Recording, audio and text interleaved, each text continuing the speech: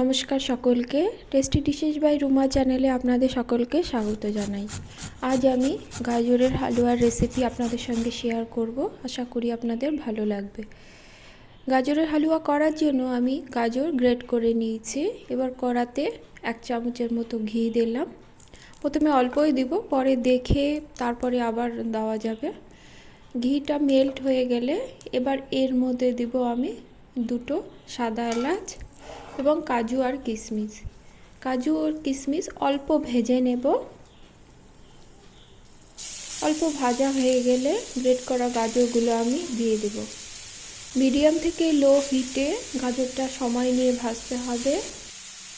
গাজরটা ভালো করে না ভাজলে গাজরের কাঁচা গন্ধটা থেকে যায়।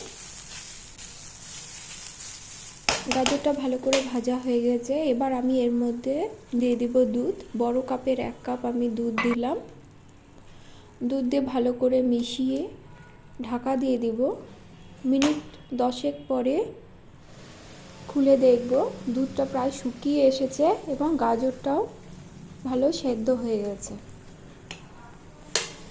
এবার এর মধ্যে আমি দিয়ে দিব খোয়া। খোয়াটা আমি একটু বেশি পরিমাণে দিয়েছি, আপনাদের পছন্দ না হলে আপনারা নাও দিতে পারেন। আর দেব চিনি। মিষ্টি স্বাদটা সম্পূর্ণ আপনাদের উপর নির্ভর করে। আমি খুব একটা মিষ্টি পছন্দ করি না, তাই ছোটো কাপের হাফ কাপের মতো মিষ্টি দিয়েছি। এবার সব কিছু ভালো করে মিশিয়ে নেব। আরও 5 থেকে 7 মিনিট মিডিয়াম হিটে রান্না করে নেব। এতে যে চিনির যে জলটা ছেড়েছে সেটা শুকিয়ে আসবে। জল পুরোপুরি শুকিয়ে গেলে গাজরের হালুয়া কিন্তু রেডি।